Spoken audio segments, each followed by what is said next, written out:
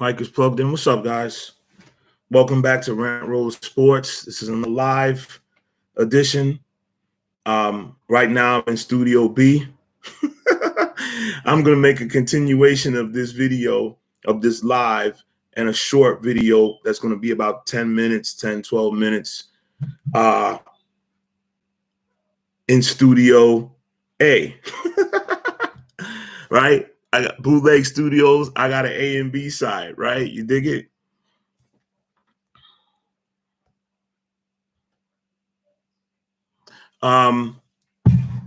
First and foremost, let me take a little sip of water.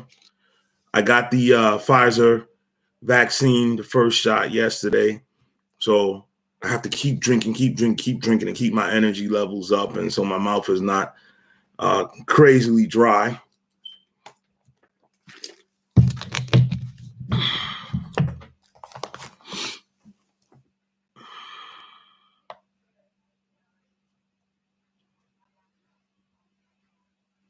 I had to restart my phone because so I can show you guys some highlights here. Now it looks like it's acting right. We had recently a big thunderstorm system come through the area, and it slowed down. We don't have a lot of cell towers. I'm like kind of like a rural area, and we don't have a lot of cell towers like a big city. So we really suffer in different storms with cell phone service. That's why yesterday's live, some bits were choppy. First and foremost, I want to say, coming in, please like, share, subscribe, even if you don't want to share. If I'm your guilty pleasure that you listen to on the way to the office, or, you know, on your break, or in the bathroom, or in the garage, away from everybody else, cool. You ain't got to share, but please throw a like on it. And if you haven't subbed already, please throw in a sub, please. Please subscribe. I would appreciate it. So I'm trying, like I said, trying to be consistent for you guys. Come with lives, you know, come with interesting content. So, first and foremost, before I forget, this episode is unofficially sponsored by Al Bundy. You guys remember this? Check it out. Classic. All right. Pokai, baby. Okay, Pokai, baby. 4 touchdowns in 1 game. All right, for those of you old enough to remember the great sitcom Married with Children. All right. I want to shout out to my man, William Marshall, who sent me that shirt. You know, we had running jokes about Al Bundy and Pokai and all that stuff. So that was one of my favorite all-time shows. And if I wore the shirt, you wouldn't have been able to see it in all its glory. Once again, shout out to O'Neal. If he ever sees this, the greatest role he ever played, I'm sure he knows that. I know he hates that he's probably stereotyped as Al Bundy as an actor, but hey, when you do something so great, you know, when you do something so great, you're going to get cast type. All right? That's my silent protest right there for the lack of manhood going on in society right now. So, no, ma'am. No, ma'am. Right? Let's get right to it. And I'm going to bring Al Bundy back visually toward the end of the live or to the middle of the live as a little bonus for you guys. Okay, let's get right into it. Trusty notebook. You see I'm putting in my work. Schooling you guys. I want to first rattle off the list of names that I compiled for this top 5 small forward video. I'm going to be speaking about the state of the New York Giants. All right. And that's for my buddy Aaron. And I'm going to be introducing my other channel, Rant Social, by way of a video that I'm going to show. Right. And that's pretty much it for this live. You know, I don't know how long I'm going to go, but I only got maybe about 3 topics I'm going to cover. So Joshua Glean on check-in early. LeBron is the greatest. Why are you jumping the gun, Joshua? I didn't even read off my list, my compiled list yet, but I respect it. Okay, but I respect, okay. But let me read off my, thanks for checking in, Joshua. Let me read off my list that I compiled to decipher my all-time top 5 small forward list. Okay, I'm going to go backwards. Not necessarily in order, but I'm going to go backwards. All right.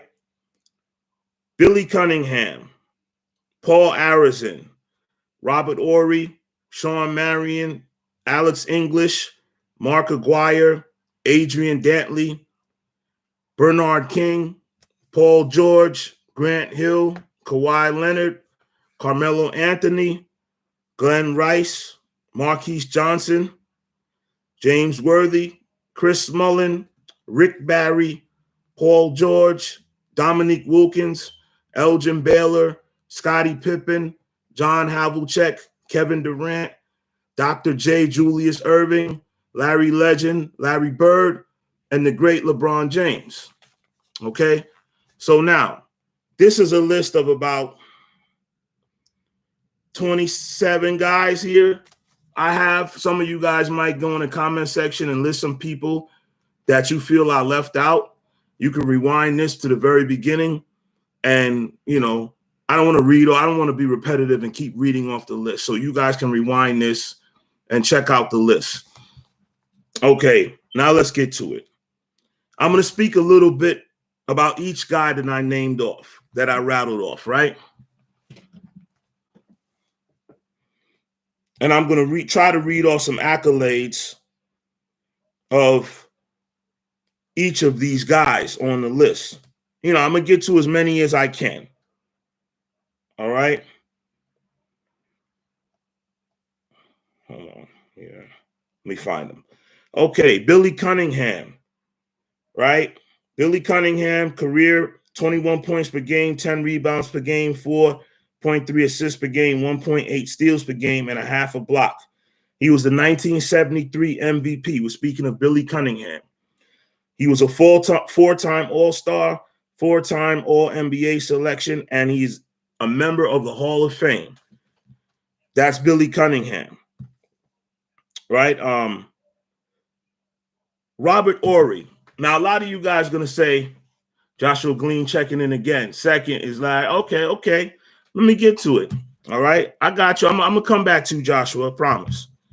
A lot of people might say, why do I have Robert Horry on this list? Because he might have even been a tweener between a small forward and a power forward. He kind of floated between both. But he started his career and played, I believe, the majority of his career at the small forward position. He's just a tall small forward, 6'10". The reason why I'm including Robert Horry in this list that I compiled is very simple. He was a very key contributor. Yes, he was a role player, but he was such a key contributor offensively and defensively that he was a part of 7 championship teams. That's undeniable. Some guys that you might question that I have on here, Sean Marion. I just remember Sean Marion having one of the ugliest jump shots ever, right? He didn't seem like he had no offensive game, but he was always scoring the ball. Now, you might say part of that was due to Steve Nash, and I wouldn't argue with that.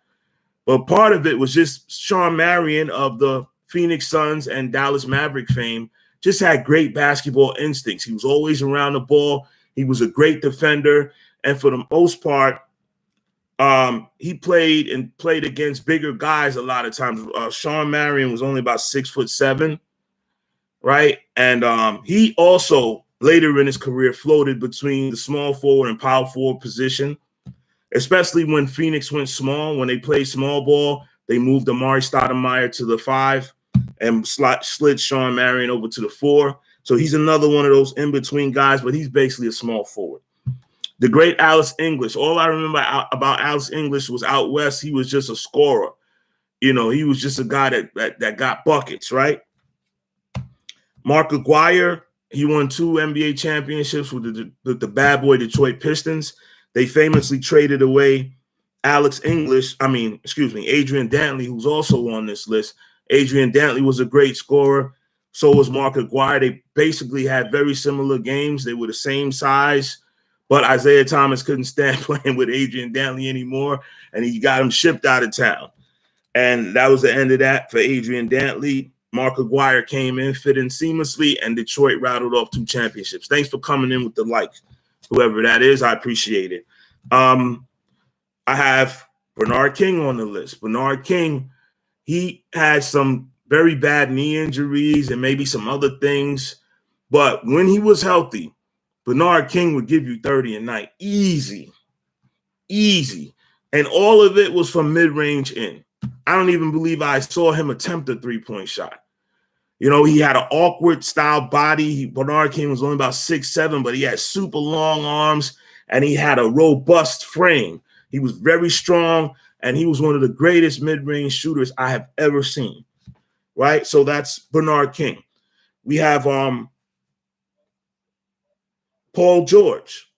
Now, Paul George is another tweener. Sometimes he goes between shooting guard and small forward, but you cannot deny his impact in the league and his ability, his length, size, his skill level, his scoring, and his prowess on the defensive end.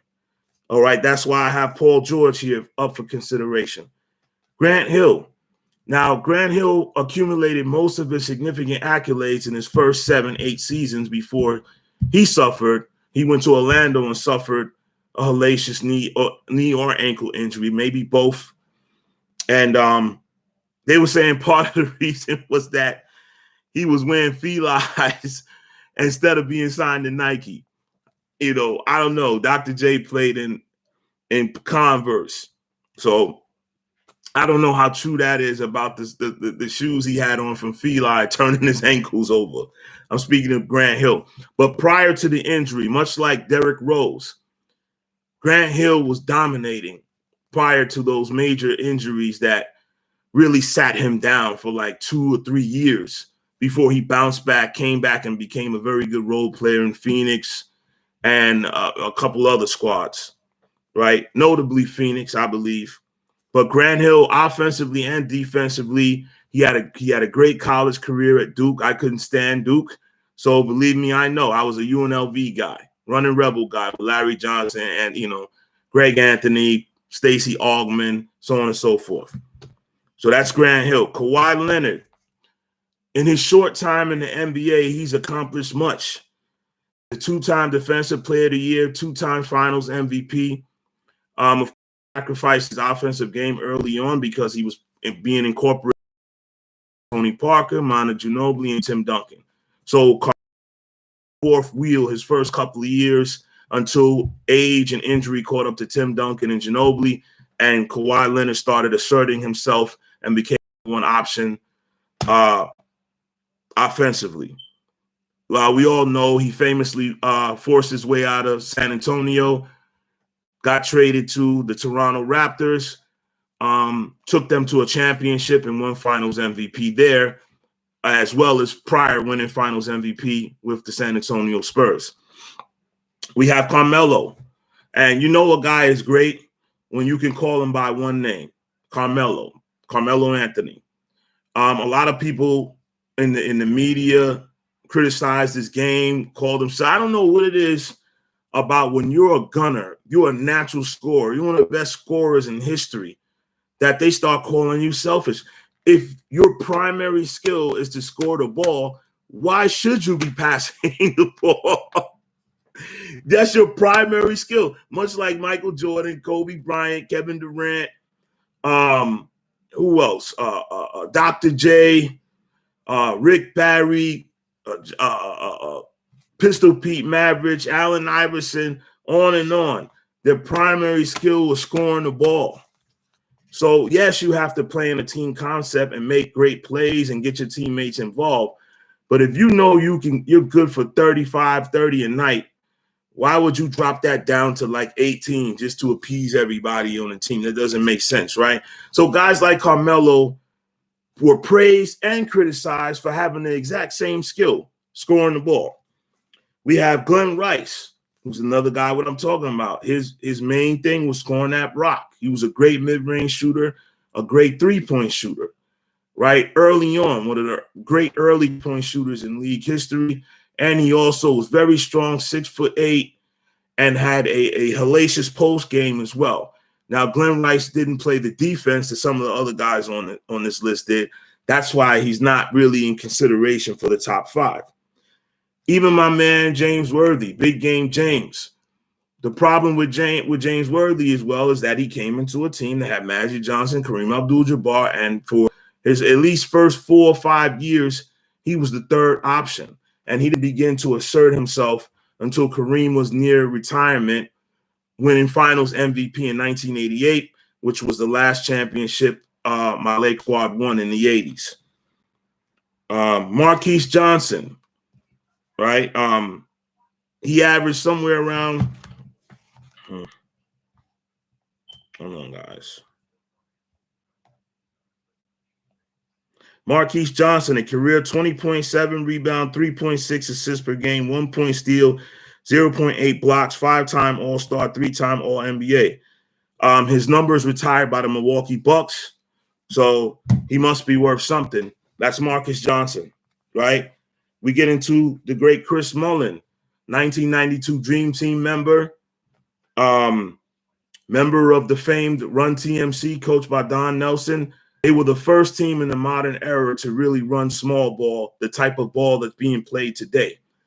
The problem with that Golden State team is that they were kind of thin off the bench at times, and they never had a reliable big they could depend on until they drafted Chris Webber and then ended up trading him to the then Washington Bullets.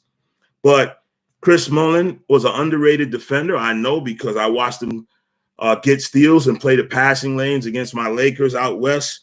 One of the greatest shooters ever, 3-point shot, mid-range, one of the greatest finishers at the rim.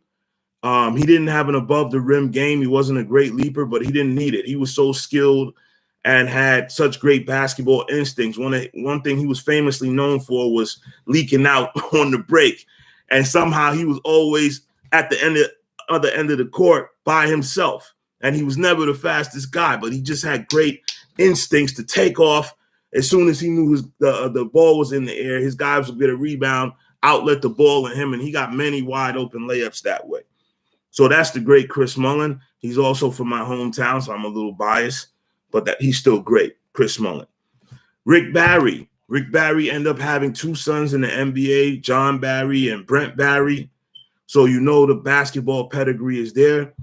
Rick Barry was also known for famously shooting free throws underhanded at a high percentage, like around 90%. Try that next time you go out to the court.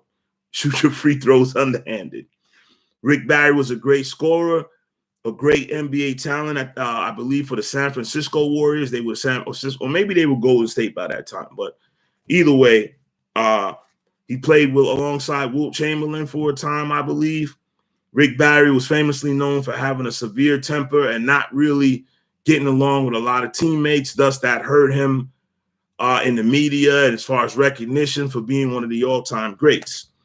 We have Paul Pierce of the Boston Celtics fame, famously won a championship when Kevin Garnett and Ray Allen were traded over to his team. They were struggling prior to that.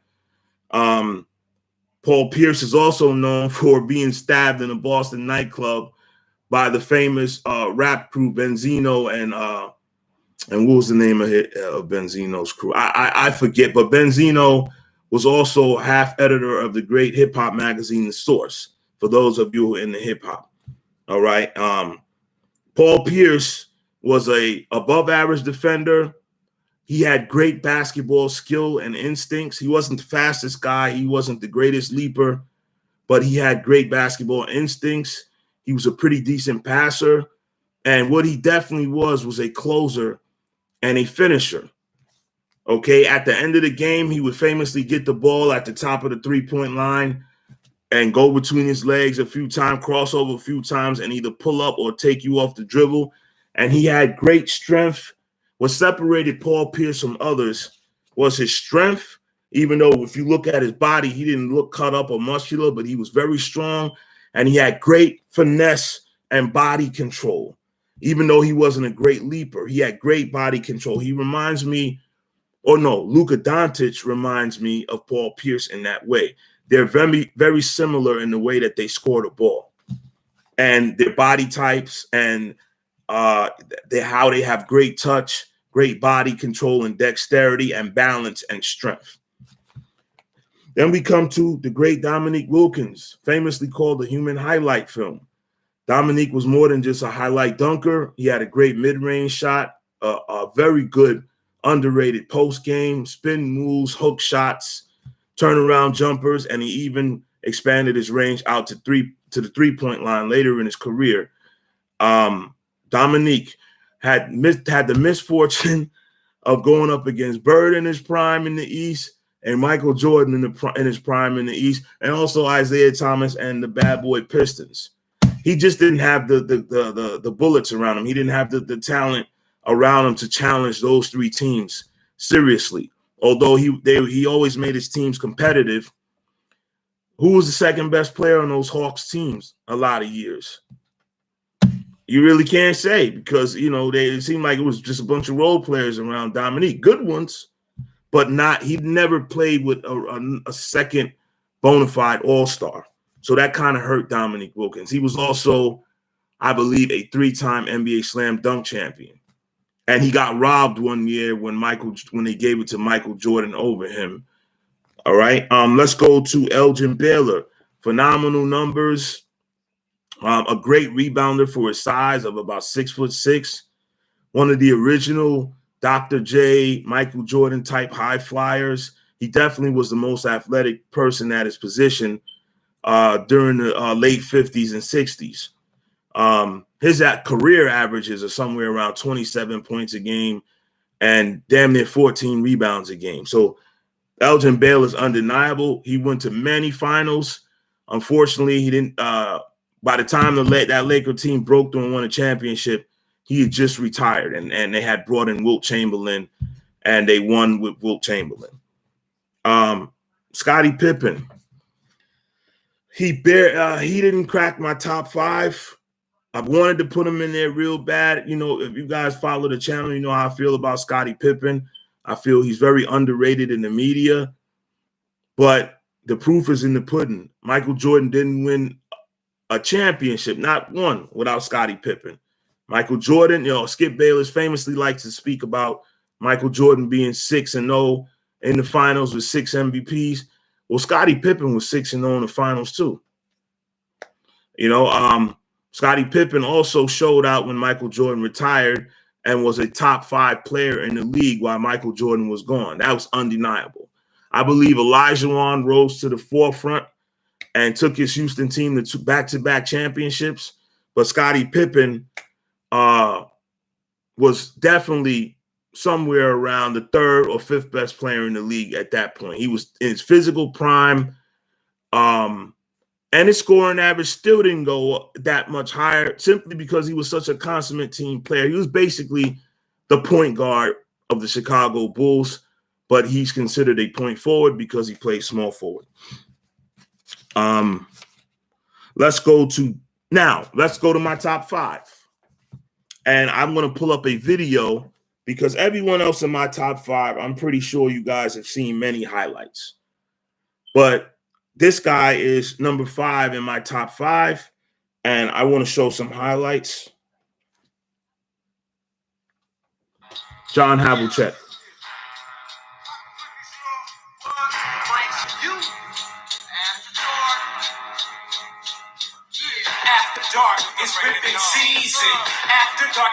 Pardon me for the grainy footage. I'm in the studio B right now of Bootleg Studios of Rant Roller Sports.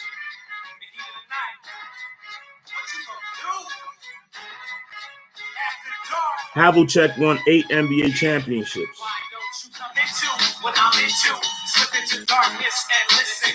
Was an offensive great player and a defensive player.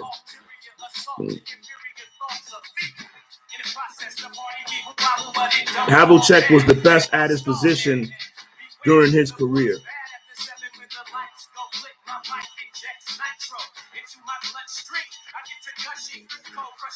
so much, reach out and touch things unexplored. From hits to plots that London the synopsis gives, we rock this shit day and night. But it gets intense to extents of pleasure unmeasurable when I let it pipe it goes. Protected by the microphone. When nightfall, I fall in my zone and it's on.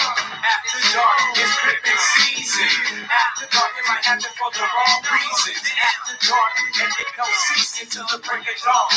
I shoot the breeze. After dark, it's cricket season. After dark, it might happen for the wrong reasons. After dark, and it don't cease until the break of dawn. I shoot the breeze. I see the moon and get hectic like the ocean. Who that in the back causing commotion?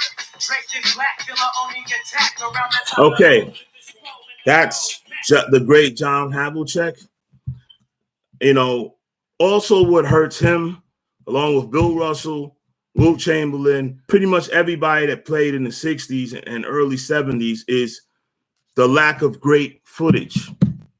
Okay, especially to a younger viewer. Somebody who's 16 years old will look at that and say, he ain't much better than a high school player now. But that's because that footage is horrible, right? But let me read off some John Havlicek accolades.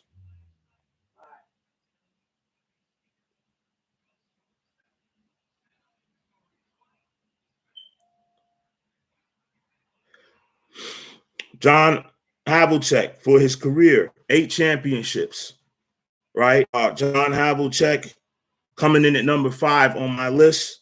I just showed a little clip of anybody just coming in.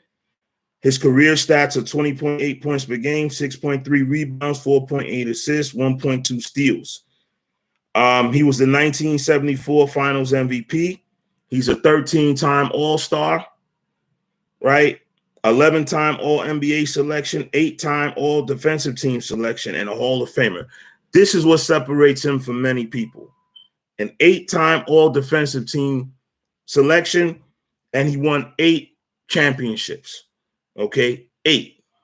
Well, you know, a lot of people like to brag on Michael Jordan's 6, Kobe Bryant's 5. You know, Kareem's got 5 rings. No, Kareem's got 6 rings. Magic has 5. But Hondo, John Havlicek, has 8. Okay, and you know what? I have some older viewers that are older than me. I'm 46. You have some viewers that are in their 50s and 60s that watch the channel, and I can't be so stuck in my era that I can't recognize talent from the past. I've been guilty of that before, but a lot of you get in the comment section and educate me and school me on guys in the 60s, and I listen to some of you. I might go back and forth and debate with you guys, but I do take in the knowledge. I do go back and double check, read off the accolades, the stats, watch film, and I can revise my opinion. I reserve the right to change my mind, right? And I changed my mind about John Havlicek. He dominated his era. Now, some of you might argue he's not better than Kawhi Leonard or Carmelo Anthony or Dominique Wilkins. He's not better than this one or that one, you know, of more modern times, right? But he dominated his era. I'm speaking about the great John Havlicek, Hondo. And you guys all know how I feel about the Celtics. Can't stand them. But I'm trying to be very objective. I think I'm doing a good job of being very objective for having obviously 2 Celtics on my top 5 small forward list, because you know who's going to be there. Number 4, Kevin Durant, right? And really 3 through 5, you can interchange them. It doesn't really matter. What really matters is the top 2, because they're clearly the top 2. So the top 3 through 5 are the top 5. You can put in any order.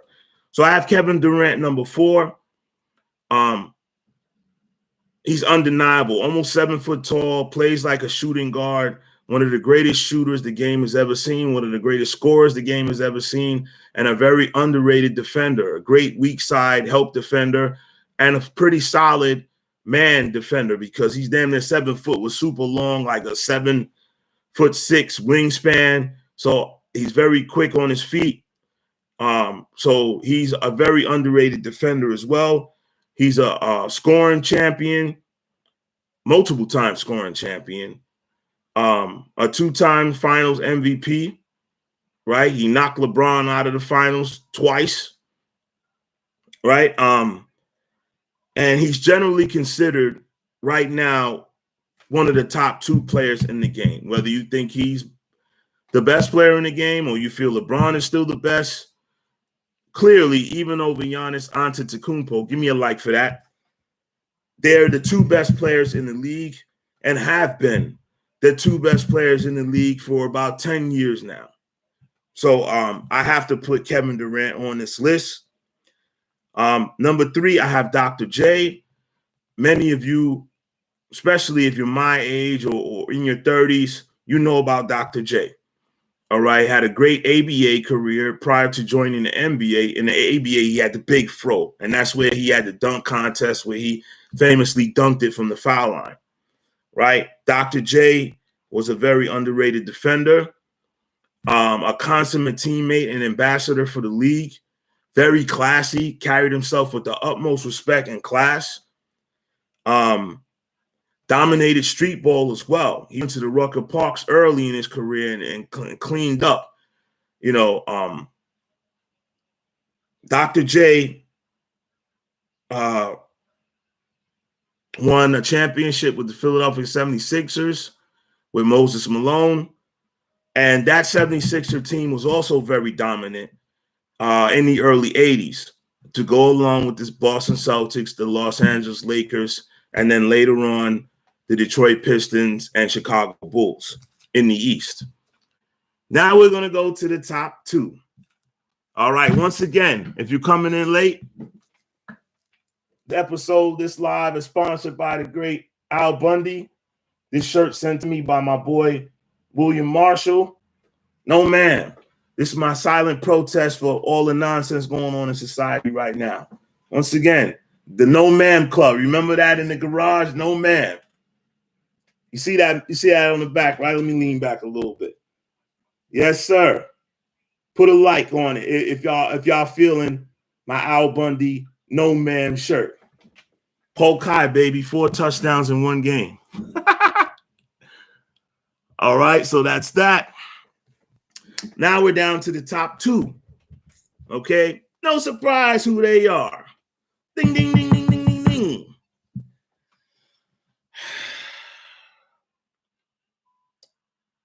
Let the hatred begin either way. Number 2. And I'm going to really explain this. Number 2, the great Larry Bird. Larry Legend. 3-time NBA champion. 3-time NBA MVP. 4-time all-defensive player. Made the all-defensive team 4 times. Prior to hurting his back, Larry Bird was heads and above the best small forward in the game. Prior to hurting his back, Larry Bird was one of the top 2 players in the game at the time. Magic Johnson being the other one, whether you want to say it was Magic, that's my belief, or you want to say it was Michael Jordan, right? Either way, Larry Bird was in that mix, or the number 1 player, depending on whose perspective you're looking at it from. Okay, Michael Jordan was the greatest talent. Magic Johnson was the greatest winner in the 80s. But Larry Bird just might have edged out my boy Magic. You know, I hate to say it, but I still believe they're neck and neck like this. But I could see why somebody would say Larry Bird was the best player in the 80s. And I really can't argue with you when you start to read off his accolades. And I'm going to do that now for you guys. I'm not going to show video of Bird. I have 2 videos of Bird that have over 40,000 views on my humble channel. Larry Bird Reverse Discrimination and Larry Bird Reverse Discrimination 2, a visual update. If you haven't seen those videos, you can check those out. That's what really got this channel going. When I made an honest rant about how Larry Bird is being discriminated against in the modern media as never being mentioned in the GOAT debate. And I went off on a tangent, and many of you agreed with me, and the channel started growing from that point. So I owe a lot to Larry Bird for that reason alone. That's why I talk about him so much and make so many videos about him, even though he was my damn enemy. I was a Laker fan, but I was scared to death of Larry Bird. And that's okay. Let me read off his accolades, okay? 3 championships, a career 24.3 point per game scorer, career 10 rebounds per game, career 6.3 assists per game, career 1.7 steals per game, and 0.8 blocks, almost a block a game. 3-time MVP, 2 times finals MVP, 12-time All-Star, 10-time All-NBA, 3-time All-Defensive Team. I don't know, some sites say 3 times, some say 4 times. You guys can correct me in the comments. I'm just going to say it's 4, right? 1980 Rookie of the Year and Hall of Famer. Now, once again, a lot of you guys in the comment section said, if Larry didn't hurt his back, he would have surpassed Magic in championships, and we might not even be talking about Michael Jordan. I don't like to deal in what ifs. Woulda, coulda, shoulda, woulda. You guys also like to say what a valiant thing he did for his mother by going out there and repaving her driveway himself, even though he was already wealthy by that time. And what an honorable thing to do for his mother. No, it was very stupid. In hindsight, if Larry Bird looks back, he knows he made a mistake. He knows he should have hired a contractor, right, to bring a team of people, knock that out without jeopardizing your health, hauling wheelbarrows around or whatever else he was doing that he threw his back out and was never the same again. So he got prematurely retired by the back injury. This is very close. It's almost could be 1 and 1A, honestly. But I'm going to tell you why I give LeBron the edge. And it's not that he's part of my Los Angeles Lakers right now. It's not a black or white thing. Obviously, you guys know how I feel about Larry Bird. What I feel Larry Bird has over LeBron James is a better peak, a more competitive fire than LeBron. And I also feel he had the fear factor that I'm not saying LeBron James, no fan who was rooting against LeBron or was rooting for a team that LeBron was going down and doing work on wasn't scared of LeBron. But I don't think it was to the level of fear that Larry Bird induced in the opposing fan, like myself as a kid, 10, 11, 12 years old, rooting for my Lakers, my Showtime Lakers, and here comes this dude. Please don't let him get the ball in the fourth quarter with the game on the line. Please. Even that being said, LeBron James is 18 years in right now, still playing at an all-star level, 18 years in. Still playing at an near MVP level, 18 years in. And I'm going to start to read off some of the LeBron accolades. Now, some of you might be confused because I rattled off my top 15 list and I had in my starting 5 Magic Johnson, Michael Jordan, Larry Bird, Tim Duncan, and Kareem Abdul-Jabbar. So you're saying, wait a minute, Rant, how in the hell do you have Larry Bird in your all-time starting lineup over LeBron James, but you have LeBron James as the all-time greatest small forward? Well, it was a personal list, right? If I had them all in their primes, I'm taking Larry Bird in his prime over LeBron James in his prime. But if we're going to go career, which this is based on, career accolades, career championships, and all the accolades that you accumulate over a long, successful career, LeBron James barely edges out Larry Bird. He has one more championship, 4. He has 4 MVPs. I believe Larry Bird has 3, but Larry Bird won 3 consecutive, but LeBron James could easily have 6 MVPs. It's just that the NBA has to have a storyline for the MVP to give some attention to the league, and they don't want it to be the same person every year. That's why Karl Malone was winning MVPs during Michael Jordan's second championship run, because just to give the Michael Jordan the MVP every year would have created, a lack of interest from the fans. So let's get into LeBron's accolades, right? Now, they're putting these accolades and stats up prior to him winning his fourth championship. So this is an old article that I'm looking at here, but it's still relevant enough. 27 points a game, 7.4 rebounds, 7.4 assists, 1.6 steals, 0.8 blocks per game. And those career numbers have not changed very much since this article was published before he won this last championship in the bubble, in the COVID bubble with the Los Angeles Lakers. 4-time MVP, 4 times final MVP, 16-time All-Star. So now let's add another All-Star to that and make it 17, right? 17-time All-Star. 16-time All-NBA selection, right? 6-time All-Defensive Team selection. Prior to him, after I would say his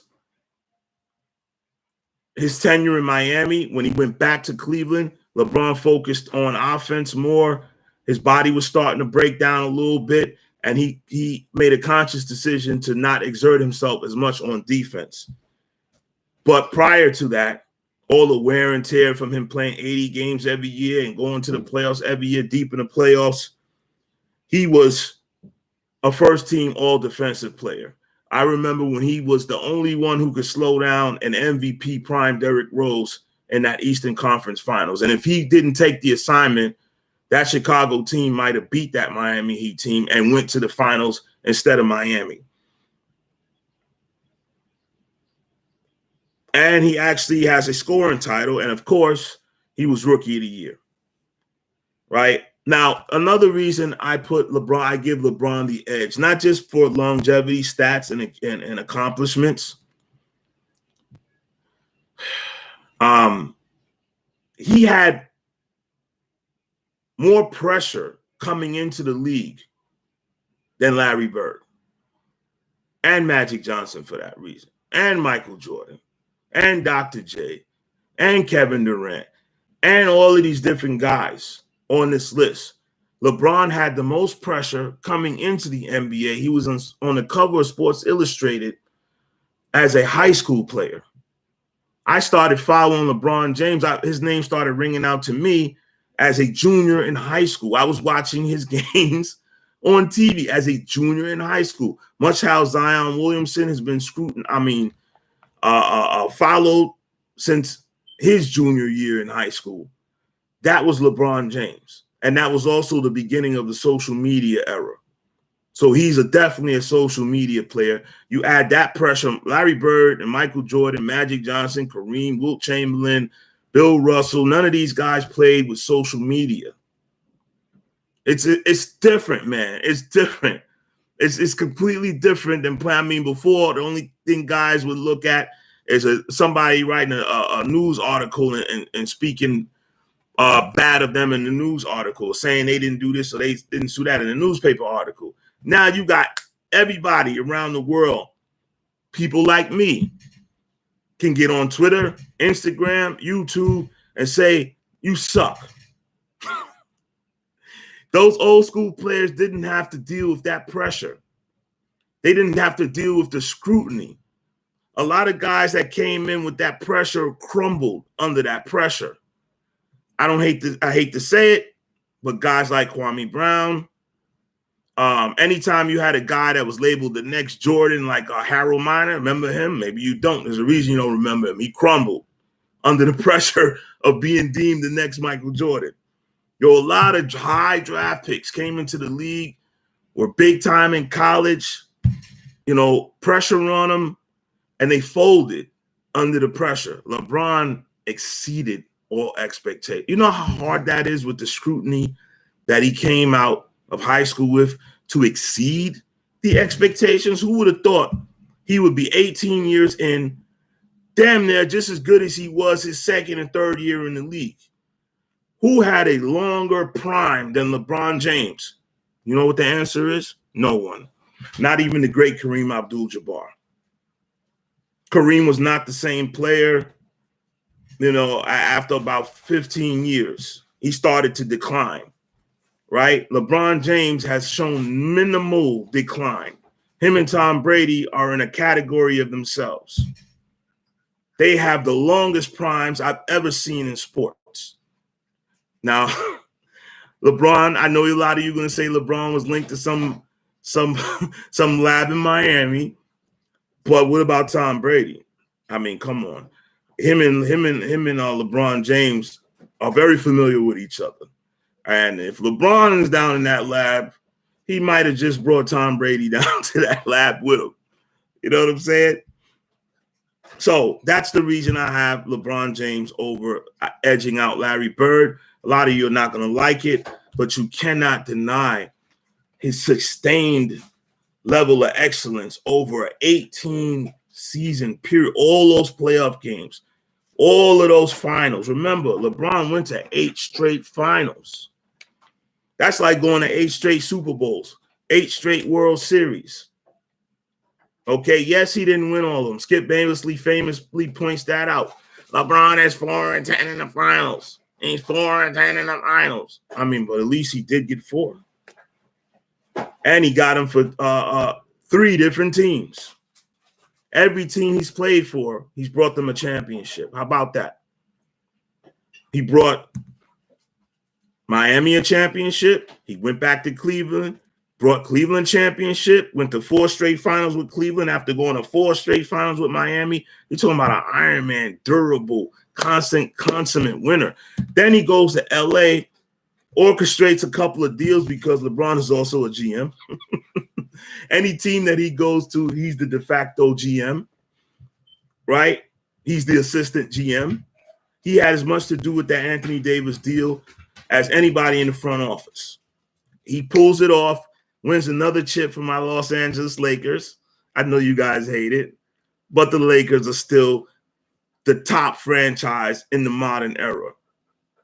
It's it. Sorry. It's just the truth. Right? When you come to LA, you expect to win.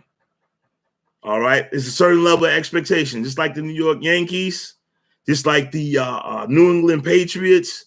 When you go to those respective teams, you are expected to win. And LeBron won. And even got the praise of Kobe Bryant before Kobe passed away tragically. Now, I'm going to add, before I go to my next sports topic, I want to introduce my other channel, Rant Social. And I told you I was going to bring Al back, right? Al Bundy.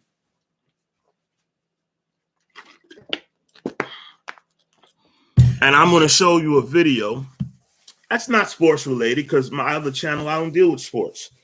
Because of the YouTube algorithm, I had to switch it up and make Rant Roller a sports channel strictly and talk about my more social, political stuff on my other channel that I created a little while ago, a couple of months ago, called Rant Social.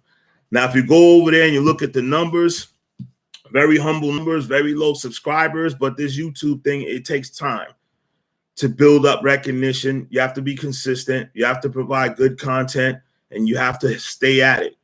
And then you'll have a breakthrough, right? So never mind the numbers. Just go there for the content, right? Like I said in another live, it more emphasizes my perspective from being a quote unquote African American. All right. Even though that doesn't describe me either. But I want to show you guys something. I'm going to show you a video from my other channel.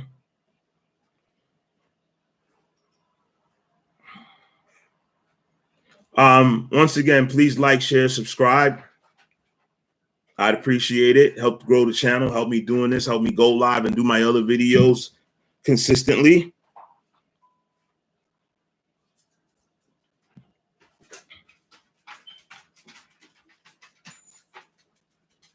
Just bear with me 1 second, folks. So I know it's not easy to find, right? But if you put in Rant Social or put in one of the, that's why I'm going to show you this video. You can put in that video and it'll take you right to my channel. But this is what it looks like. Rant Social. I have a thumbnail of Muhammad Ali famously yelling, "Rumble, young man, rumble." Right? I believe that was when he was fighting Sonny Liston. And you see those people out there rummaging through the late 70s Bronx rubbish and garbage. Okay, because the Bronx was really serious in the 60s and 70s. Abandoned buildings, trash can fires, homeless people, stray dogs running around in packs. And I use that picture as a banner for Rant Social. Now let's get to the video that I want to show you guys, and then I'll get back to my regular sports content before we finish off.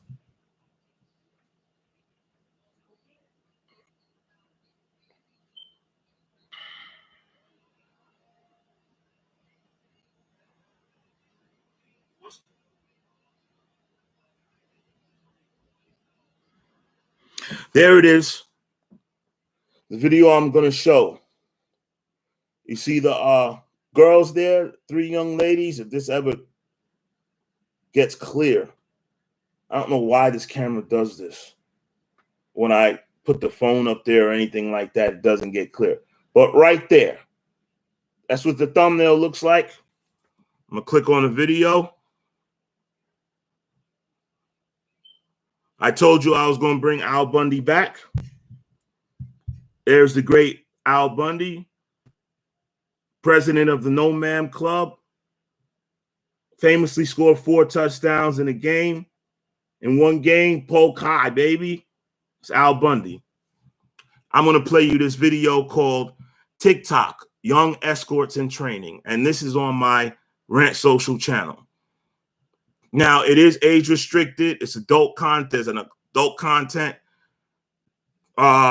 restriction on there. But these feeds were on top of my YouTube. These TikTok feeds were right on top of my YouTube channel. So if YouTube allows that, then when I go to make a video about the same content that they have on top of the channel, I get an age and an adult restriction on the video. But check it out. I think you'll enjoy it. You turn up the volume. Check it out, folks. What's up, guys? Welcome back to the Bootleg Studios of Rant Roller. All right. The guy pictured here. See, it's the Bootleg Studios because I'm still adjusting the shot as I'm doing the video. Okay, let's get to this, man. Not a lot of people on the internet are addressing this, and I'm pretty sure there's some small pockets of us out there that are addressing this issue. But by and large, the mainstream media and news outlets are not addressing this at all. And what I'm talking about is this TikTok young whoring phenomenon. Okay, I'm going to say again, this TikTok whore in the making or escort in training generation that we got going on right now. And I want to speak about that and how it relates to the male psyche, the heterosexual male psyche. This is the point of view that I'm going to speak from. All right. Women in society now, to me, are starting to play around with the male ego. And I'm talking about the heterosexual male here. All right. I'm not speaking about the gay males in this video. This is not a gay bashing video either, not a homosexual. This is a talk in general, because this actually includes everybody. Doesn't matter if you're gay or straight. It's about flaunting sexuality all over the place and just making it commonplace for young women to present themselves as whores on the internet. Now, you have to understand the male psyche. There's a part of our brain that is still hunter-gatherer, that is still conqueror. Okay, many of these nations now that you pledge allegiance to and you have flags and you love your nation, that nation was started by conquering rampaging and pillaging and raping. Yes, raping. This is the part of conquest and taking over territories that's not often discussed. When a territory is taken over, like the Taliban has reclaimed Afghanistan, the women who are on the other side are going to be raped. Either they're going to give in willingly, they're going to go along willingly, or they're going to be raped. And eventually, no one will talk about that aspect of the takeover and how the country got restarted again, but that's what's going to happen. Nobody wants to talk about that aspect. And the reason I'm mentioning the rape aspect as far as conquering and the male psyche, the male ego, is because not just power and territorialism does the male ego, that is a part of the male ego brain. Also conquesting and domination of women. Now that is slowly being rooted out of our DNA because we have men becoming softer and softer and softer over time. But I want to highlight this TikTok generation and how you have a whole bunch of women, and yes, underage women, women 16, 15 on TikTok shaking their ass. Your daughter is going in her bedroom, closing the door, and shaking her ass on TikTok. Your daughter is doing busset challenges. Your daughter is doing Bugs Bunny challenges. And if you don't know what that is, all you got to do is put it in YouTube, type it in Google, and all you're going to see is young ass pop up. But you women want to be treated like queens. You want to be respected as ladies. But all you show us is your sexuality. Nobody's forcing you to do this. You women are doing this all on your own. You're flaunting sexuality in front of men. That's like taking a piece of food, whether you're a vegetarian or a meat eater. Like taking a nice baked yam or something, or a nice salad if you're hungry, or a beautiful steak if you're starving and you're a man, and just waving it in front of you over and over and over again. Now you're asking me, why is my man Al Bundy from the famed show Married with Children being pictured here? Well, this is a scene that I remember from my childhood when he got into hip-hop music. And he got into hip-hop music not for the music, but because of all the ass shaking that was going on in the videos. So this is where I'm going to start this off at.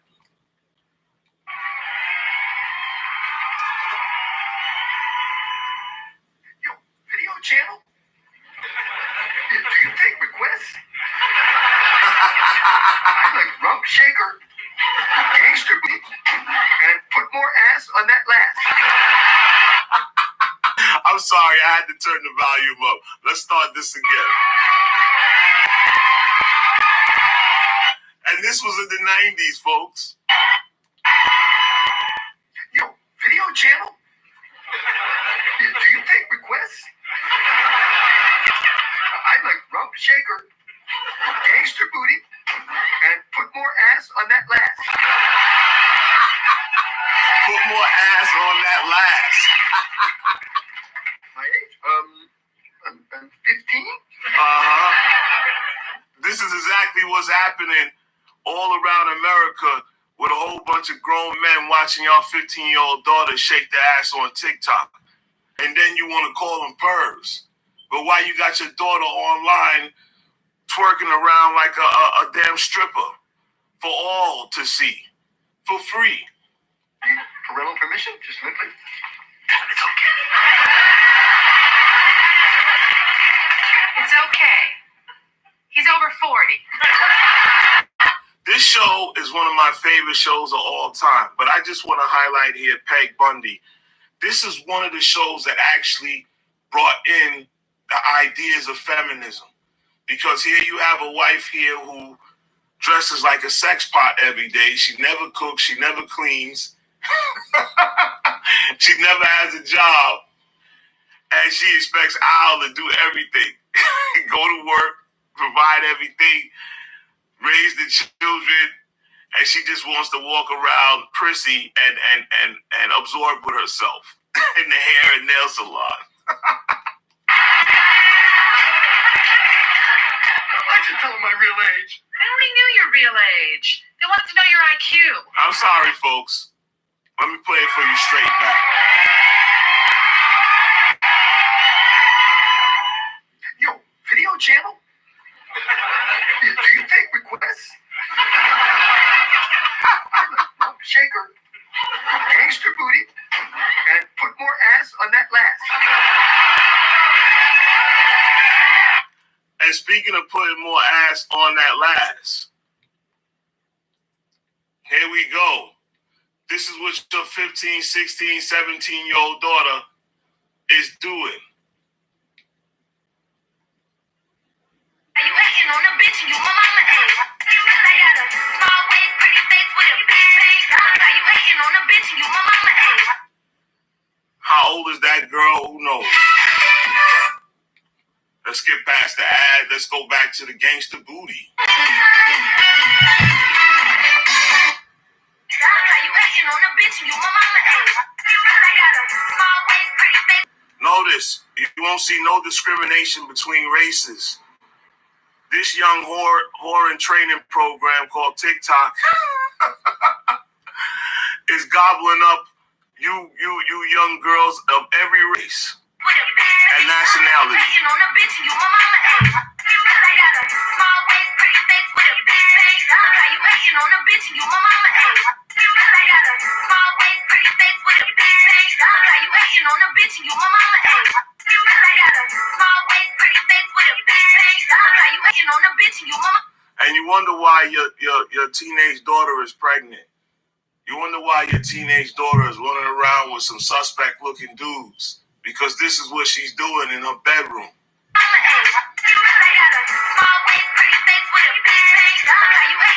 This is what she's doing at her job. Wendy's workers right here.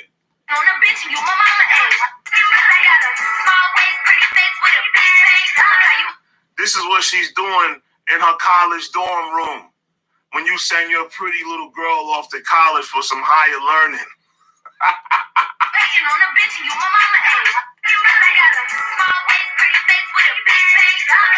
This is what your fiance is doing when you at work.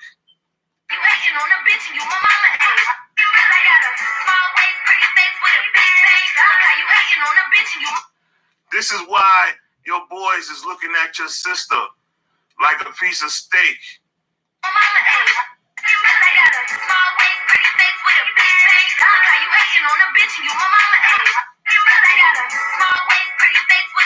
Like I said, this is not a gay or straight video because it done infected everything.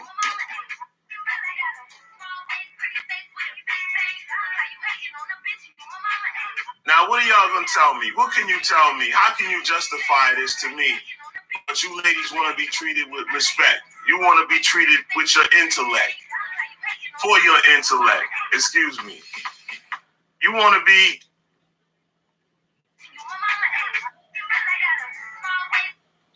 There we go. Let's leave it at this right here. You want to be respected. You want to be treated with dignity. You want to be upheld with honor. Well, you can't have it both ways. And while y'all attacking all these pedophiles, as you should, you have to address the entire coin, the entire picture, the entire universe of pedophilia. And this contributes to pedophilia. I'm sorry, it just does. You have to understand the male psyche. Okay, men fight off all type of sexual thoughts all day long. Men fight off all type of violent thoughts all day long. Every time their boss says something to them that makes them cringe, they have fantasies of murdering their boss. Every time they see a fine-ass girl that switches by them at the office dressed just like this, but won't give them the time of day, that man is lusting to rape this woman. See, y'all don't want to get into that. See, y'all expect men to just take the natural feelings that you have in biological processes and push them to the back burner while y'all can run around whoring yourselves all over the goddamn universe. Women Make a decision. Parents out there, watch our young daughters, watch our young sons, because you also got 12-year-old sons watching this. You got 9-year-old boys watching TikTok big bank challenges. Now, how is he supposed to feel about women growing up if this is what he's watching from the age of 8, 9, 10 years old on his tablet in 4K? He watching 4K whoring and training. And that's what TikTok is right now, and OnlyFans. You know, come on, people. You can't have it both ways. This has been Rant Social. Please like, share, subscribe. Peace. So, guys, that was just an example of what I do over at Rant Social. Like I said, I'm highly opinionated. I stand on what I say. I stand behind that video. Some of you are going to watch it and don't like it. Well, guess what? You're in denial. Plain and simple. I'm not backing down off that, not one bit. Now, back to my top 5 list. When once again, this video is unofficially sponsored by the No Man Club, headed by President Al Bundy. You know what I'm saying? This t-shirt here was sent to me by a subscriber, William Marshall. Shout out to William Marshall.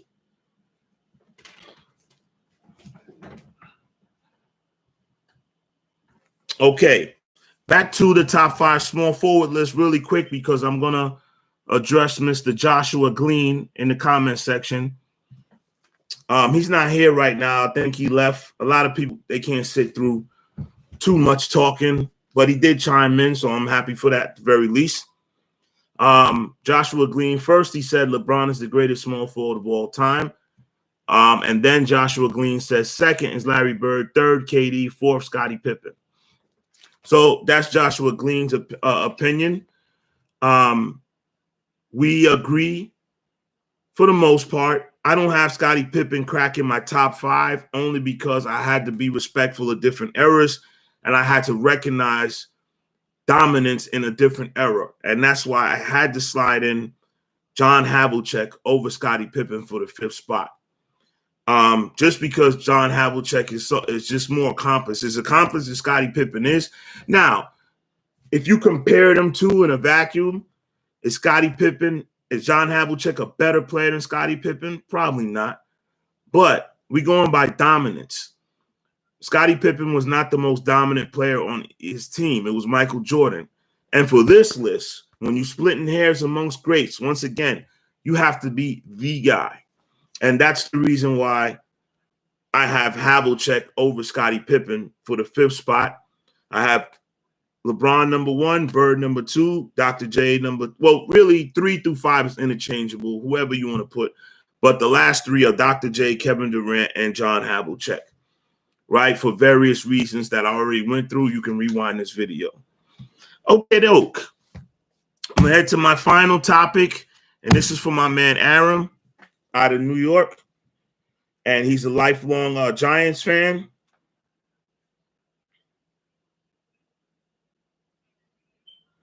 And I want to touch on, I'm going to do a little bit of talking about the status of the New York Football Giants of the NFL, who play in Jersey, by the way.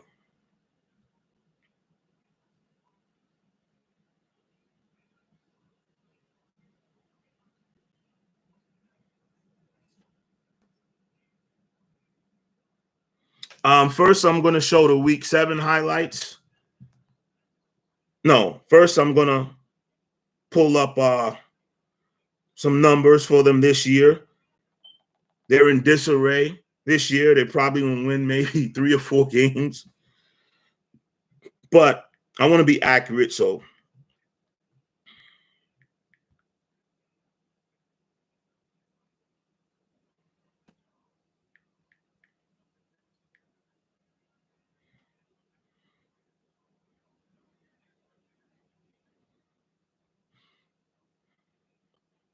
I'm pulling up the New York Giants 2021 numbers.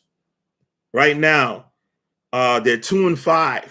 They're fourth in the NFC East. Like I said, the New York Giants are abysmal right now. The NFC is not even that competitive. You have the Cowboys and not much else. Sorry for that fire horn, folks.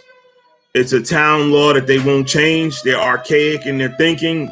This damn siren probably been here since 1850. And then they won't change it. It's highly annoying. Please bear with me. I've been dealing with it for so long that it's second nature to me, but I know it's annoying, all right?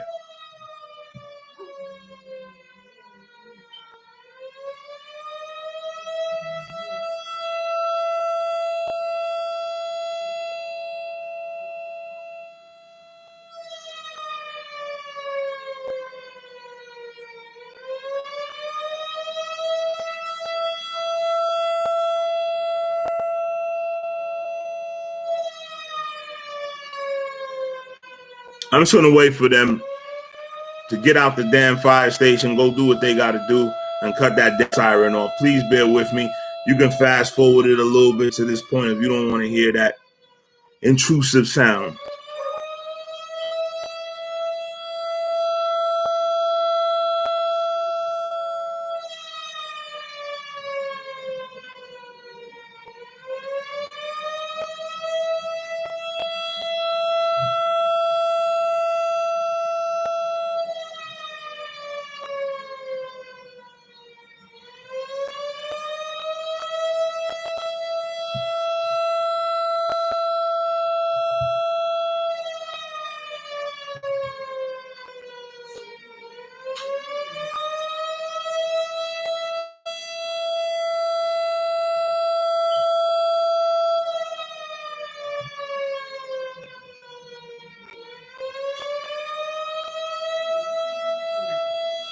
Remember, this is the Bootleg Studios. I haven't soundproofed the house for this nonsense, this horn.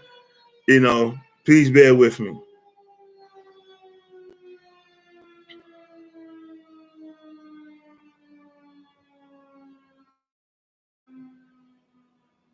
The Giants right now rank 25th out of 32 teams in scoring, 19.9 points a game.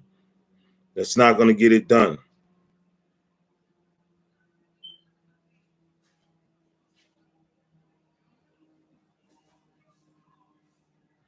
Let's go through their season.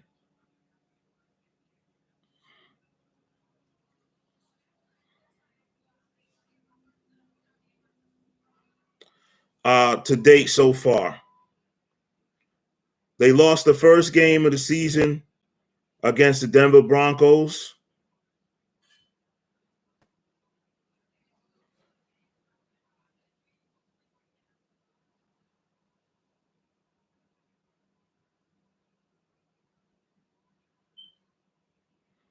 They lost the second game of the season. We're speaking about the New York Football Giants, who play in Jersey.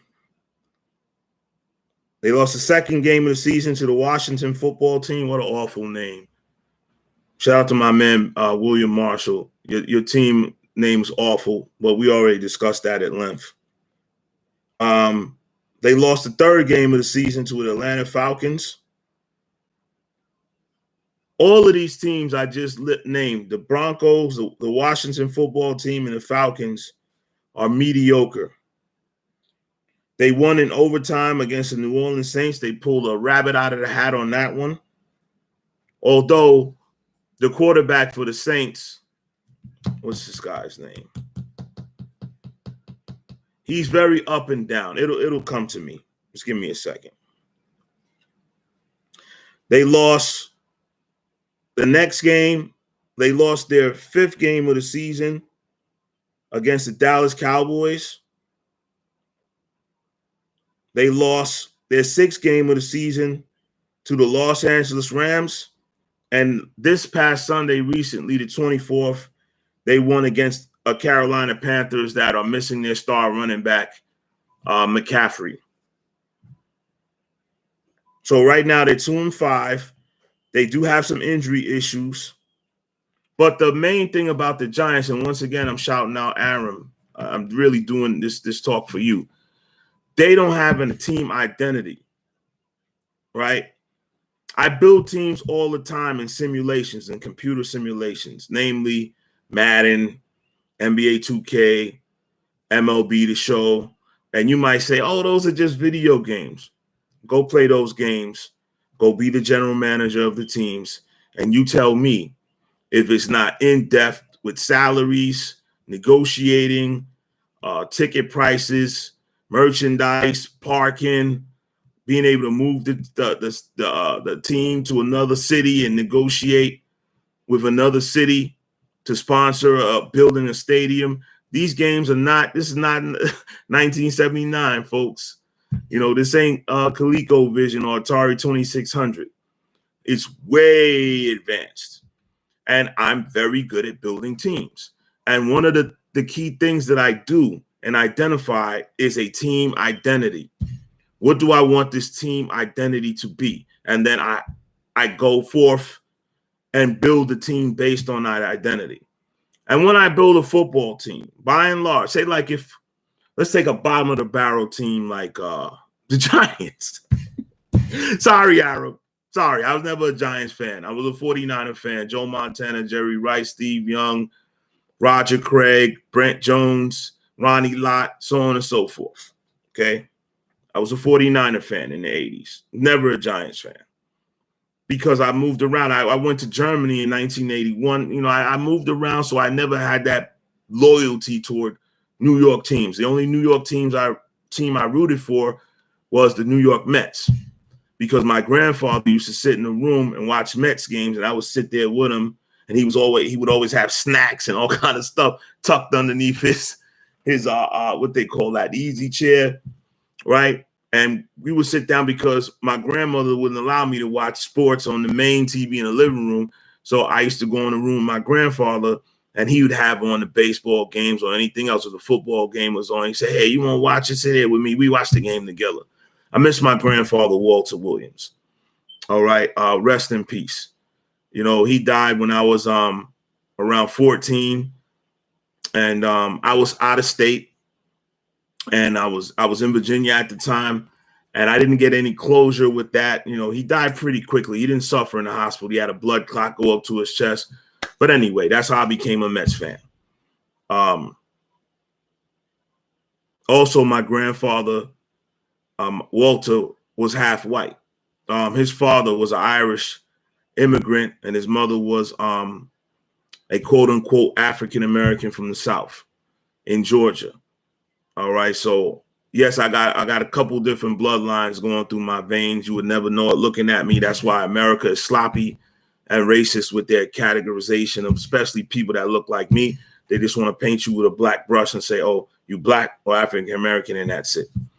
But that's a topic for another day. Back to team building and the issue with the Giants, the New York Giants. I'm pretty much talking to you with this, if you even get this deep into the live. They have no team identity. What are they trying to do? Offensively, what are they trying to do defensively? One of the things I do when I build football teams, specifically in Madden football, if I took a lowly team like the Giants or the Detroit Lions or some team like that, what is the first thing I'm going to shore up? The very first thing, the offense and defensive lines. It starts there in the trenches. I played high school football. I know. I played O-line. I played guard in high school, and I played defensive end. Football starts in the trenches. If you don't have that solidified, you can't do anything else. Okay, how do you think Tom Brady's able to sit back and throw 600 touchdowns and all these yards, Peyton Manning, Aaron Rodgers, Drew Brees, all these guys able to put up big numbers? Because they had an offensive line who protected them, were very good in the pass protection game. And a lot of times offensive lines are either good at one or the other.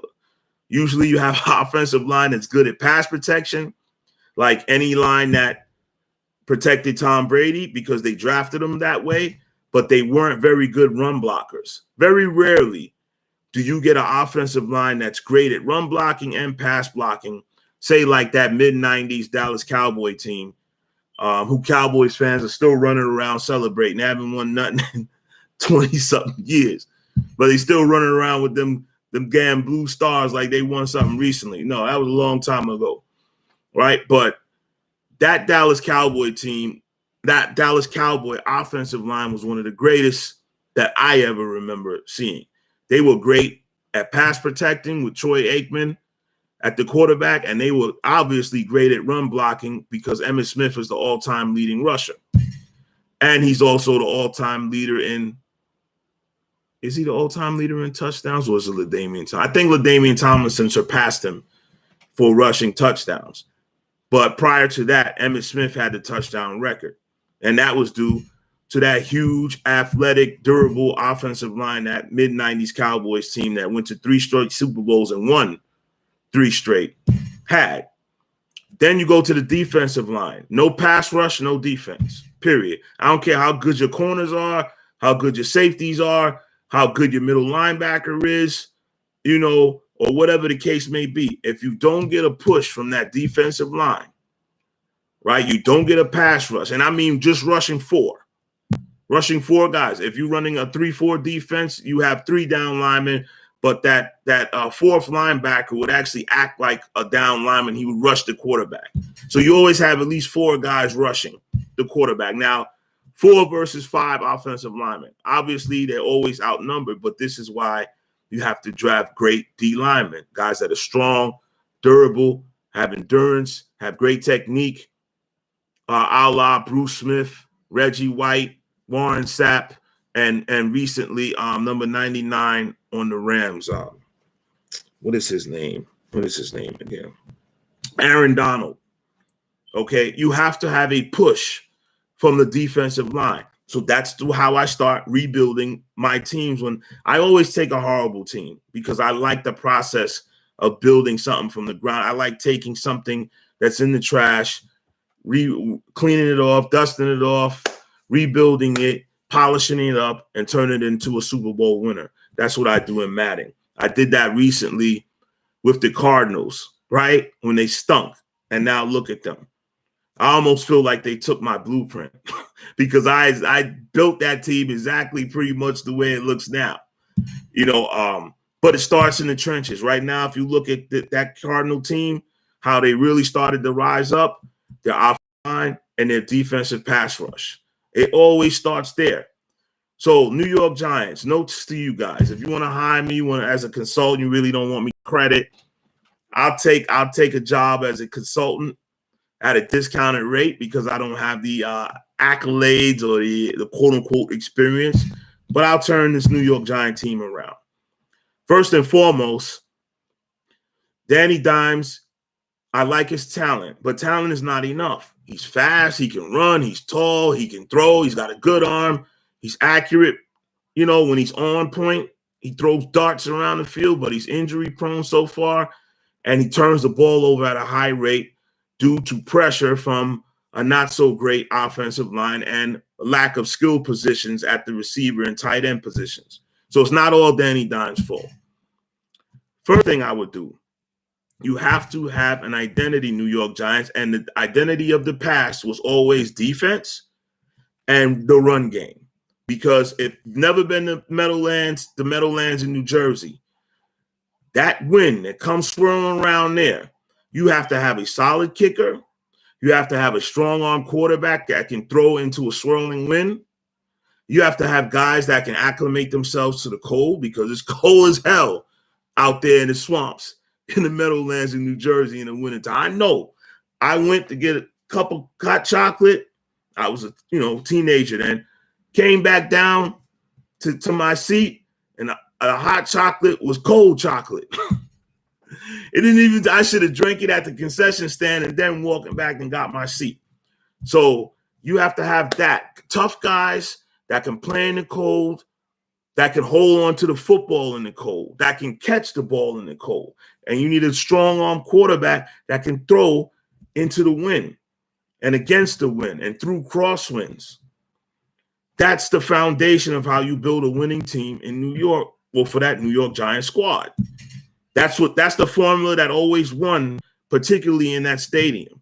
If you look at all the winners in recent years, the Giants Super Bowls, if going back to the Phil Simms led teams with guys like Joe Morris and even down to Rodney Hampton, the running back, right, and OJ Anderson, the guy who's the Super Bowl MVP, who famously had that run where he wound up his arm and bam, smashed through the defensive back. That was when Jeff Hostetler took over for injured Phil Simms, and as a backup quarterback, won that Super Bowl in '90 over a dominant Buffalo Bill team, who ended up going to 3 more Super Bowls after that. They went to 4 straight. That's how good that team was. The Giants were actually lucky to win that game, especially with Jeff Hostetler at quarterback. But Jeff Hostetler played the game of his life, much like Nick Foles did for the Philadelphia Eagles, played the game of his life in that Super Bowl against New England. Even down to the second generation of Giants that won, led by Eli Manning and Michael Strahan, but also by Tiki Barber, the great running back at that time. Tiki Barber is not talked about in history as a great running back because his prime wasn't as long as some others like Barry Sanders or Emmitt Smith or even LaDainian Tomlinson or Marshall Faulk. But Tiki Barber, with a good run-blocking offensive line that team had, they did open up holes for him. But he was shifty, he was quick, he was fast, and even though he wasn't that big, Tiki Barber was about 5'10", 205 pounds. He was stout, and he was strong, and he broke a lot of tackles. Early on in his career, he turned the ball over a lot with fumbles, but he corrected that issue, and it wasn't a problem going forward. And he's one of the major reasons that they won the Super Bowl again. Going up against that, what was it, that 18-0 Patriot team that had Randy Moss. That was one of the greatest NFL teams ever, and they didn't get it done because of the Giants' defense and a goddamn miracle throw by Eli that who caught it? Aram, you can get in the comment section and tell me the guy who caught the ball on the side of his house, the greatest, luckiest throw catch ever in a clutch situation in the Super Bowl. They held New England to under 17 points, I believe. I believe they held New England to 14 points. That New England team that was 18-0 and they had shirts printed up for 19-0 Super Bowl champs. And nobody thought the Giants was going to win that game. Tom Brady was throwing the ball all over the field that year because he finally had a deep threat in Randy Moss. And they put up some highlights, man. They were blowing teams out. The passing game was off the hook. That was, to this day, that was Tom Brady's best season. He also threw for 50 touchdowns that year. Prior to that, the most he had thrown for was maybe 31 or 32. So that's a big leap to go from 31 to 32 to over 50. And at that time, that was the NFL record for touchdown passes in a season. Okay, so how the Giants need to build their team. And once again, Aaron, this is for you. It has to start at the offensive, defensive line, in the trenches. Then you can fill out the team. You get an offensive line, you get a defensive line, you get a good quarterback, you get a franchise quarterback that you can plug in for 10 to 12 years. Then you can fill out the rest of the team with skill players, running backs, wide receivers, corners, linebackers. But it starts with the O-line, the D-line, and a solid quarterback, especially now with the way the rules are. Before, I would have said a solid running back, but the way the rule changes are, it favors the passing game. So the quarterback is more prioritized than the running back in this time. And I spoke on that in another video, how the stars of the league in the past were like Emmitt Smith, Barry Sanders, Walter Payton, Marshall Faulk, Gale Sayers, Franco Harris, on and on. If I forget anybody, you guys can throw running backs in the comment section. But Jim Brown, the great Jim Brown, the league stars, the biggest stars were running backs and defensive players and a couple of super elite quarterbacks. But by and large, there were more star running backs than star quarterbacks in the past because of the rules. Quarterbacks couldn't drop back 50 times a game in the 70s. They would killed. They would have been killed. They couldn't drop back 60 times in the 80s. They would have got killed. You know, they tried to kill my man Joe Montana. You know, particularly guys like Dexter Manley on the Washington Redskins, Reggie White on the Philadelphia Eagles, Bruce Smith on the Buffalo Bills, Howie Long on the Los Angeles Raiders. You had a number of guys, Jerome Brown, the DT for the Eagles, Warren Sapp, the DT for the Buccaneers, defensive tackle. You had John Randall for the Minnesota Vikings, another DT, right, who was explosive, sacking the quarterback. And these guys, and of course we know about the linebackers like Lawrence Taylor, Derek Thomas, Jack Lambert, for the Philadelphia, Kevin Green, Greg Lloyd, linebackers, the linebacker Cornelius Bennett from the Buffalo Bills, bunch of great linebackers that was also smashing quarterbacks. Okay, but the Giants played a 3-4 defense, meaning 3 down linemen, 4 linebackers, 2 safeties, 2 corners. But LT was almost like a D lineman a lot of time, a defensive end coming off the edge. And he terrorized quarterbacks so much so that the league started putting emphasis on drafting great left tackles for guys like LT coming off the edge and coming with that chop tomahawk swat, knocking the ball loose, injuring quarterbacks because, like I said before, you could grab them, throw them down, you could grab them, fall on top of them, you could hit them in the head. They wouldn't call that. They would just call a little flag sometimes, depending on the hit, the severity of the hit. But before you was hit, guys were hitting helmet to helmet on a quarterback. They were hitting chest to chest. That's not allowed anymore. Now you see quarterbacks, they gently grab them by the waist and twirl them down or grab their legs and drag them down. But it's no more smashing the quarterbacks. That's out. Why you think you got guys like Peyton Manning, Drew Brees, Tom Brady sitting back there just, playing 16 games every year, never getting hurt because of the rule changes? If they stay in that pocket, the rule changes favor the quarterback. They also favor the wide receiver because you cannot hit the wide receiver from the chest up anymore.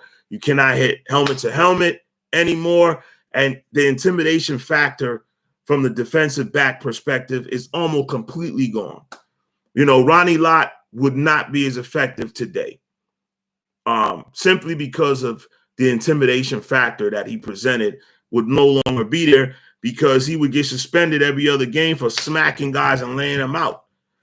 And that's just not allowed today. So a lot of people, forget my friends, say the NFL today is a pussy game. But that goes back to, you have to understand the rules. You have to understand the direction the league is going. And right now they're prioritizing the passing game because they believe in their research that the fans, especially the casual fans, gravitate toward the big passes, slinging the ball all over the place, which equals higher scores a lot of times. And there's a couple of throwback teams that run the football effectively, and they're based on the run, like, for instance, the Baltimore Ravens. But that was based out of necessity in the beginning because Lamar Jackson in the beginning was having issues with his quarterback reads. They didn't have great talent receiving at the receiver position or tight end position. And he had to work his way into an above average passer so much to the point where he became the MVP. And it wasn't just because of his legs. But Baltimore is still committed to the run. There's certain teams that are committed to the run, and they draft offensive linemen to be tough and to wear and be big, strong, and agile, and to wear down the opposing defense by running the ball, smacking them with the run over and over and over and over until they break, and then they can throw something deep over the top. That's still a winning formula, even with the rule changes. But the key is, as a coach, you can't panic and abandon the run if you get down. You have to keep going. You have to keep hammering at that run game to break that defense down. So most offenses now let the defense off the hook by sitting back and throwing 50 times a game. They let the defense off the hook. And also the defense is at the mercy, really, of the referees now because They can't intimidate anymore. They can't. A guy going over the middle on a slant route, let's just say, for instance. Slant routes weren't that popular back in the 80s and 70s because you sending the wide receiver dead into the free safety and strong safety and middle linebacker who would take their head off if the ball was high or late. Aram, you know this. Bavaro almost got killed by Ronnie Lott. You remember that hit, that one particular hit? He smashed Ronnie Lott. I mean, he smashed Mark Bavaro, tight end from the then 1980s Giants. I thought Mark Bavaro was dead. You know, Ronnie Lott didn't get no fine for that, no flag, nothing. It was a perfectly legal hit. That hit today, you might get suspended 8 games. You definitely going to get fined. They might even throw you out of the game for a hit like that today, where he knocked Mark Bavaro unconscious damn near. And many players did get knocked unconscious, got paralyzed by the quarterback, what they call when he throws the ball high, stringing the wide receiver out. You know, then the wide receiver come back to the hole and say, don't ever do that again. Don't ever lay me out like that again. Meaning the ball is sailing, the wide receiver can make the catch, but everything is exposed. And back in the day, you would get hit from here to your chest to your ribs. You would get smacked and intimidated. And every time you went over the middle again, you would hear footsteps. That aspect of the game is no longer there. Much like the NBA's hand checking rule and different things that you can do in the past to intimidate opponents, you cannot do today. You would get thrown out of the game, fined, and suspended. So the New York Giants, message to the New York Giants, start on your offense and defensive line. Build your team from the trenches up. If you believe in Daniel Jacobs, keep him. But you have to build your team from the ground up in the trenches with the offensive line. And now you must have a great receiving tight end on the end of that line. That's a must today. You must have one. And that's even a great receiving tight end is even more valuable than a wide receiver today, simply because he's more effective in the red zone. A la Rob Gronkowski and the guy on the Kansas City Chiefs, Travis Kelce. Okay, they just dominate the passing game, even more so than a lot of wide receivers. Just because they're bigger, they're stronger, they can take the hits and hold on to the ball, and they run over the middle way more. They provide a solid target for the quarterback over the middle where safeties can no longer lay the tight end out, can no longer put the tight end to sleep. So that's how you see guys like Rob Gronkowski thriving, dancing, spiking the ball, because can't nobody really hit Gronk the way they would have been able to hit him in years prior.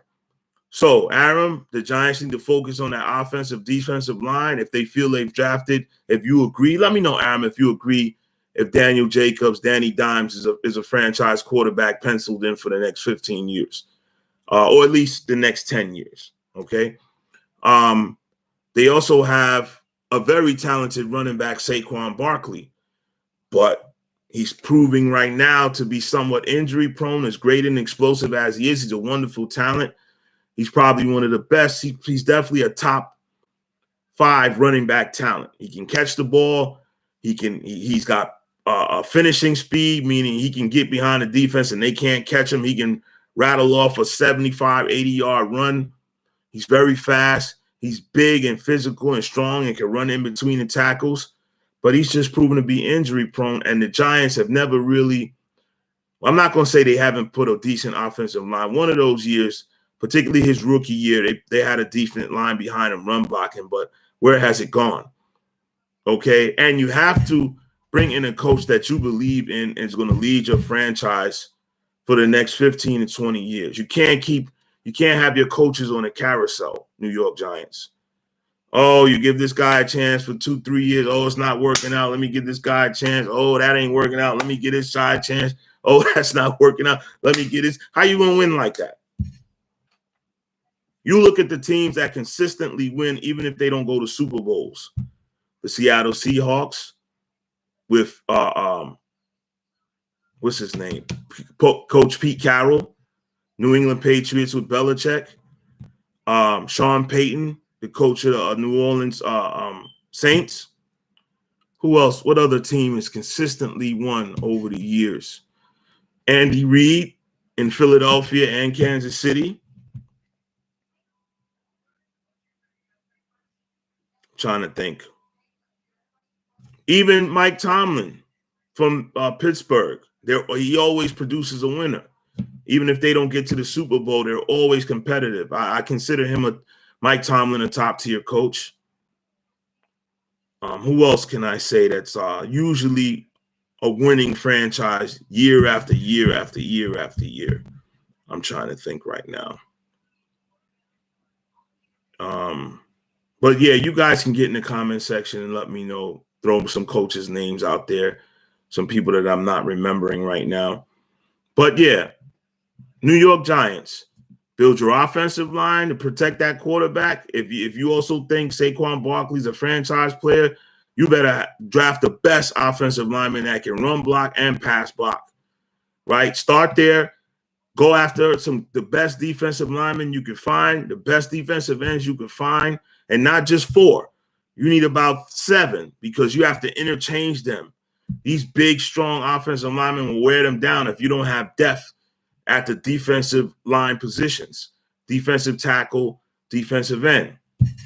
You have to be scrutinized who you're paying top dollars to, because most of the time, unless it's the quarterback who the rules protect him and allow him to stay upright most of the year, everyone else is injury prone. That's just the nature of the NFL. And you can't drop a whole lot of money on just one player unless he's the quarterback, because once he gets hurt, you done committed so much of the salary cap to this player that it hurts you. You know, the Dallas Cowboys made a mistake giving Ezekiel Elliott all of that money. It was a mistake, but they're trying to still work around that mistake or whatever. They folded under the pressure. I would have told them kick rocks. The running back position is just not as valuable as it was in the past. And to pay a running back top dollar now is really foolish when you can go get 2 or 3 running backs to have an effective running game as long as your offensive line can block, because the run game really depends on the offensive line. There were a few running backs in the league that ran well behind a mediocre line, and only one guy comes to mind, actually, and that's Barry Sanders. To me, he had a average to offensive line at best, and that's what made him so great, because he was great at breaking tackles in the backfield, spinning out, breaking 3, 4, 5 tackles, even just to get to the line of scrimmage. This is how horrible Barry Sanders' line was with the Detroit Pistons, not the Pistons, the Detroit Lions in the 90s, okay, late 80s and the 90s. But Barry Sanders still became one of the all-time greatest running backs ever. Yards are up there, I think over 12,000 yards, maybe 14,000 yards, something like that. He didn't have as many touchdowns as Emmitt Smith or Eric Dickerson or LaDainian Tomlinson or Marshall Faulk, because the line was horrible. They were very mediocre. They had mediocre quarterbacks the whole time, so everybody knew Barry Sanders was getting the ball, right? So other than Barry Sanders, every other good running back had a good offensive line. That's just the nature of the game. Walter Payton, you know, it doesn't matter who it was. You know, Emmitt Smith, LaDainian Tomlinson, Priest Holmes, Sean Alexander, anybody that you could think of that, you know, TD, Terrell Davis for the Broncos with Shannon Sharp, they had a great run blocking offensive line as well. That Denver Bronco team where TD ran for 2,000 yards twice. And you can't do that without a great offensive line. So New York Giants, form an identity. Start in the trenches with your offensive, defensive line. If you believe in your quarterback, go get a solid veteran backup, because guys get hurt. And then you can start you have Saquon Barkley, but like I said, you shouldn't put all your money in one running back. I would trade him right now while he has good. I'll bring him back for 1 year, let him put up some good numbers, and trade Saquon Barkley and try to rob another team out of some draft picks. You know what I'm saying? That you can rebuild your team with. Because you can't rebuild your team with skilled players and no linemen. That's building ass backwards. All right, so that was for you, Aram. That was my little take on the current New York Giants and all struggling teams on how to rebuild them. Once again, NFL teams, reach out to me. I'm available for consultation at a discounted price because I know I don't have the experience, but I got the knowledge and the intelligence, man. I know what to do. All right. So just bring me in the war room. I'll show you how to build these teams. Or keep hiring these guys that don't know what the hell they're doing. Just because they come in, that you know them from somewhere else, they've been somewhere else, they coach somewhere or worked in college or whatever. They come in and interview well, they're wearing a nice suit, and they don't know what the hell they're doing. But here you got guys from New York that are coming with a goddamn hoodie like Belichick, you know what I'm saying, with my specs, and get busy and rebuild the team. All right, so I'm ending this live right now. Thank you guys who are going to watch this piece by piece or going to watch it in its entirety. I appreciate you. I don't expect all you ADHD guys out there to watching the entire live. You know, a lot of times I won't watch another person's. And there's a couple of people that I watched a 2-hour live, right? Hopefully I'm one of them people for you, that you find me charismatic enough and knowledgeable enough that you might want to sit down and watch me for an hour and a half or 2 hours. I appreciate you guys. Please like, share, subscribe. I'm sorry I got to repeat that like a robot, but I need the likes and I need the subs to build the channel and monetize the channel. Right now, I'm doing this completely free for you guys, but I love doing it, so I'm going to continue doing it. It's not about the money. It's about the joy, right? And I thoroughly enjoy doing this. I thoroughly enjoy going back and forth with you guys. I want to thank Joshua Glean. Me and him disagree. Damn near every live on something, he comes in and off top disagrees with me about something, but I live for that. I live for debate. I learn from it. So I don't mind it. As long as you come in respectful, and Joshua is coming respectful. Thank you for checking in again, Joshua. Thank you, all you guys that are going to check in after the live is over and rewatch it. I appreciate you guys. And I'll see you soon. All right. This has been Rant Roll. This has been the Bootleg Studio B of the Bootleg Rant Roller Sports Studios. All right. I'll see you guys soon. Peace.